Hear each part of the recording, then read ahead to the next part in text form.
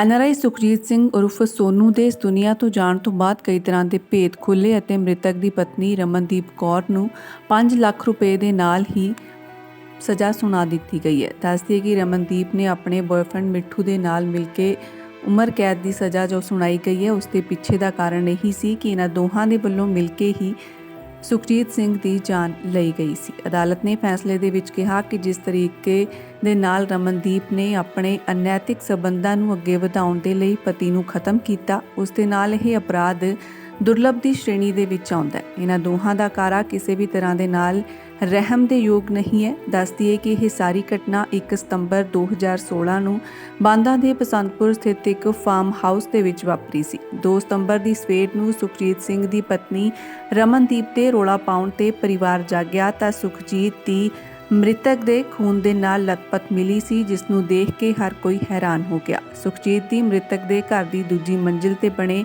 ਕਮਰੇ ਦੇ ਵਿੱਚ ਪਈ ਸੀ ਅਤੇ ਉਸ ਦਾ ਗਲਾ ਵੱਢਿਆ ਹੋਇਆ ਸੀ। ਰਮਨਦੀਪ ਨੇ ਪੁਲਿਸ ਨੂੰ ਇਸ ਮੌਕੇ ਤੇ ਦੱਸਿਆ ਕਿ ਉਹ ਵੱਖਰੇ ਕਮਰੇ ਦੇ ਵਿੱਚ ਸੌਂ ਰਹੀ ਸੀ। ਉਸ ਨੂੰ ਸਵੇਰੇ ਇਸ ਪੂਰੀ ਘਟਨਾ ਬਾਰੇ ਪਤਾ ਲੱਗਿਆ। ਸੁਖਜੀਤ ਨੇ ਘਰ 2 ਖਤਰਨਾਕ ਕੁੱਤੇ ਵੀ ਪਾਲੇ ਹੋਏ ਸਨ ਜੋ ਕਿ ਬਹੁਤ ਹੀ ਸੁਸਤ ਹਾਲਤ ਦੇ ਵਿੱਚ ਪਏ ਸਨ। ਰਮਨਦੀਪ ਕੌਰ ਆਪਣੇ ਪਤੀ ਦੇ ਜਾਣ ਤੋਂ ਬਾਅਦ ਦੁਖੀ ਹੋਣ ਦੀ ਬਜਾਏ ਪੁਲਿਸ ਅਤੇ ਲੋਕਾਂ ਦੀ ਵੀਡੀਓ ਬਣਾਉਂਦੀ ਨਜ਼ਰ ਆਈ। ਸੁਖਜੀਤ ਦੀ ਕਿਸੇ ਦੇ ਨਾਲ ਕੋਈ ਦੁਸ਼ਮਣੀ होने का भी कोई जिक्र नहीं किया गया, जिसके कारण पुलिस नूं रमनदीप ते ही शक होया। कर रही हूँ ये होना चाहिए था जो मैं भगवान से मांग रही थी, सब कोर्ट से मांग रही थी वो मुझे मिल गया। मैं यही मांग रही थी कि इनको फांसी की सजा होए। आप ये घटना जब आपने सुनी थी, कब आपकी मुलाकात हुई थी आखिरी बार सुखजीत से? क्या कुछ आपने इतनी उसमें मेहनत की? फैमिली आए थे, एक हफ्ता पहले मम्मी के पास हम कुछ मिलकर गए और जब ये हुई है तब मैं जलंधर में थी अपने घर। तो क्या कुछ आपने सुना और कैसा फिर? समझ ही नहीं आया कि एकदम से ऐसे हो कैसे सकता है। एक बार तो ऐसा लगा कि शायद कोई मजाक ही कर रहा है हमारे साथ। तो जब हम लोग पहुँचे, हम लोग रात को पहुँचे थे, तो फिर आके जब देखा तो समझ में आ गया था।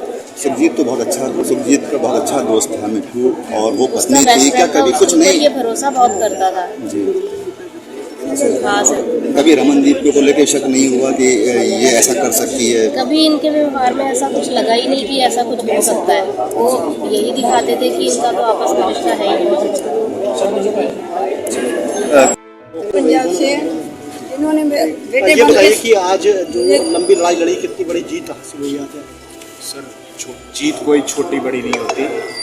मेरे हिसाब से न्याय मिला है हमें, और इंसाफ चाहे देर से मिला, लेकिन आज बहुत अच्छा इंसाफ आया है। रमनदीप को फांसी की सज़ा हुई है। उसे अपने गुनाहों का जुर्म जो किया था उसे सज़ा मिली है। इसी तरह उसके यार गुरप्रीत सिंह उर्फ मिट्ठू को भी आज न्यायालय ने सज़ा दी है। हम इस फैसले से बहुत खुश हैं। इसलिए हम तो ये भगवान से प्रार्थना करते हैं कि सबके केस में इसी तरह से केस में जल्द से जल्द फैसला हो। हम ख़ास तौर पे शुक्रगुजार हैं यहाँ के सरकारी वकीलों का, जिन्होंने मुझे बोलने का मौका देते थे। मैं चाहे प्राइवेट प्रवक्ता हूँ, मुझे पूरा मौका दिया जाता था, और मैं ख़ास तौर पे एसएसपी साहब अशोक मीना जी का शुक्रगुजार हूँ, जिन्होंने अब इस केस में इतनी अच्छी पैरवी की, और उन्होंने ख़ास तौर पर पैरवी अफसर मुकर्रर किया ताकि कोई डरा धमका ना सके गवाहों को। यहाँ गवाह आकर अपना बयान वगैरह बेफिक्री से आकर यहाँ गवाही दे सके।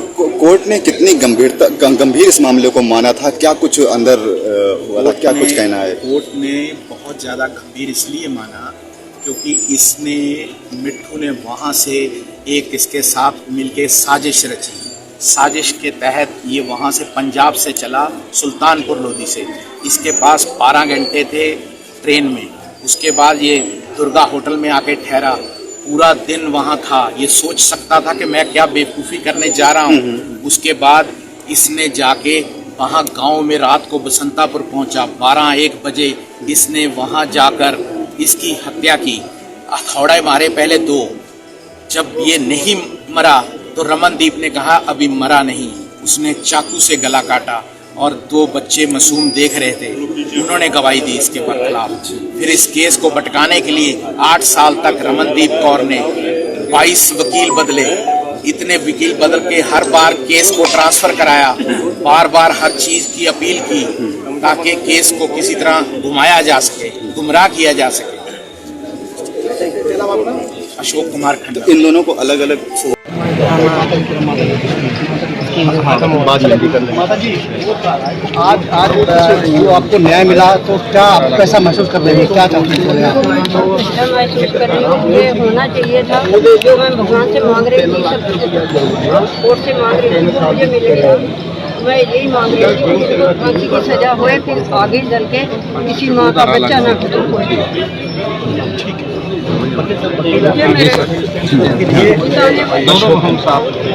अशोक कुमार खंडा। इन्होंने ये बताइए कि आज जो लंबी लड़ाई लड़ी, कितनी बड़ी जीत हासिल हुई है? सर, जीत कोई छोटी बड़ी नहीं होती। मेरे हिसाब से न्याय मिला है हमें, और इंसाफ चाहे देर से मिला, लेकिन आज बहुत अच्छा इंसाफ आया है। रमनदीप को फांसी की सज़ा हुई है, उसे अपने गुनाहों का जुर्म जो किया था उसे सज़ा मिली है। इसी तरह उसके यार गुरप्रीत सिंह और मिट्ठू को भी आज न्यायालय ने सज़ा दी है। हम इस फैसले से बहुत खुश हैं। इसलिए हम तो ये भगवान से प्रार्थना करते हैं कि सबके केस में इसी तरह से जल्द से जल्द फैसला हो। हम ख़ास तौर पे शुक्रगुजार हैं यहाँ के सरकारी वकीलों का, जिन्होंने मुझे बोलने का मौका देते थे। मैं चाहे प्राइवेट प्रवक्ता हूँ, मुझे पूरा मौका दिया जाता था, और मैं ख़ास तौर पे एसएसपी साहब अशोक मीना जी का शुक्रगुजार हूँ, जिन्होंने अब इस केस में इतनी अच्छी पैरवी की, और उन्होंने ख़ास तौर पर पैरवी अफसर मुकर्रर किया ताकि कोई डरा धमका ना सके गवाहों को। यहाँ गवाह आकर अपना बयान वगैरह बेफिक्री से आकर यहाँ गवाही दे सके। कोर्ट ने कितनी गंभीर इस मामले को माना था, क्या कुछ अंदर हुआ था, क्या कुछ कहना है? कोर्ट ने बहुत ज़्यादा गंभीर इसलिए माना क्योंकि इसने मिट्ठू ने वहाँ से एक इसके साथ मिलके साजिश रची। साजिश के तहत ये वहाँ से पंजाब से चला, सुल्तानपुर लोधी से। इसके पास 12 घंटे थे ट्रेन में। उसके बाद ये दुर्गा होटल में आके ठहरा, पूरा दिन वहाँ था। ये सोच सकता था कि मैं क्या बेवकूफ़ी करने जा रहा हूँ। उसके बाद इसने जाके वहाँ गांव में रात को बसंतापुर पहुँचा। 12-1 बजे इसने वहाँ जाकर इसकी हत्या की। हथौड़े मारे पहले 2। जब ये नहीं मरा तो रमनदीप ने कहा अभी मरा नहीं। उसने चाकू से गला काटा, और 2 बच्चे मासूम देख रहे थे, उन्होंने गवाही दी इसके खिलाफ। फिर इस केस को भटकाने के लिए 8 साल तक रमनदीप कौर ने 22 वकील बदले। इतने वकील बदल के हर बार केस को ट्रांसफ़र कराया, बार बार हर चीज़ की अपील की ताकि केस को किसी तरह घुमाया जा सके, गुमराह किया जा सके। क्या नाम आपका? अशोक कुमार खंडा।